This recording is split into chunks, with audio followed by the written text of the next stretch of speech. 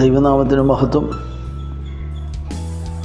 പുതിയ വർഷം 2026, പുതിയ തീരുമാനങ്ങൾ, പുതിയ വഴികൾ, പുതിയ ചിന്തകൾ, പുതിയ വിചാരധാരകൾ ഇവയൊക്കെയായിട്ട് പുതിയ വർഷത്തിലേക്ക് കടന്നിരിക്കുന്ന ഏവർക്കും യേശുവിനായ യേശുവിൻ്റെ നാമത്തിൽ ഞാൻ സ്നേഹവന്ദനത്തെ ചൊല്ലുന്നു.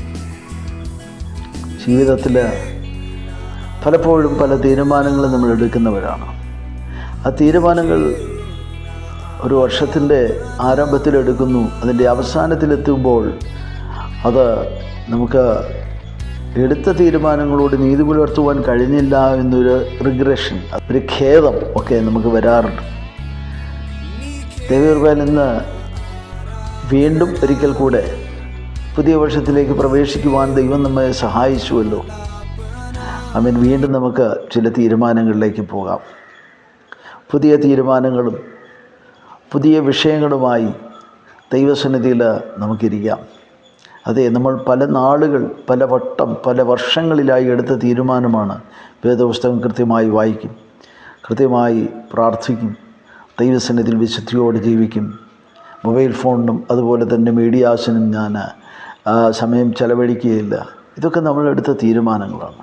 പക്ഷേ ഏതോ ചില ഘട്ടങ്ങളിൽ നമ്മളതിൽ പരാജയപ്പെട്ടു പോയി എന്നുള്ളതാണ് ഏറ്റവും വലിയ സങ്കടകരമായ അവസ്ഥയെന്ന് പറയുന്നത്.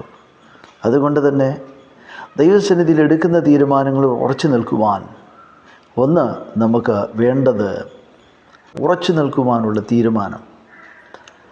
എടുത്ത കാര്യത്തിൽ ഒരു ഫേംനെസ് ഉണ്ടാകുക എന്നുള്ളതാണ് അതിലെ ഏറ്റവും പ്രധാനപ്പെട്ട ഘടകമെന്ന് പറയുന്നത്. 2, ആ ലക്ഷ്യത്തിലേക്ക് നമ്മൾ എത്തുവാൻ തക്കവണ്ണം ധീരമായി പോരാടുക എന്നുള്ളതാണ് മറ്റൊരു കാരണം. ഈ ലക്ഷ്യത്തിലേക്കുള്ള വഴിയിൽ പലപ്പോഴും തടസ്സമായി നിൽക്കുന്ന പല സാഹചര്യങ്ങളും സംവിധാനങ്ങളും ഒക്കെയുണ്ട്.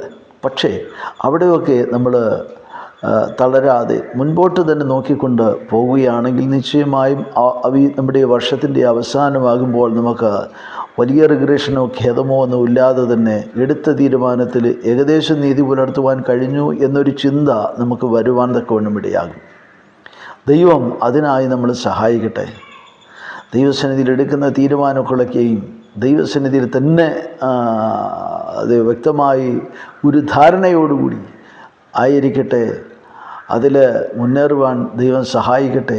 ദൈവകൃപ കൊണ്ട് പൊതിയുവാൻ ദൈവം അനുഗ്രഹിക്കട്ടെ എന്നൊക്കെ ഞാൻ ആത്മാർത്ഥമായി ആഗ്രഹിക്കുന്നു. നിങ്ങളെപ്പോലെ തന്നെ ഞാനും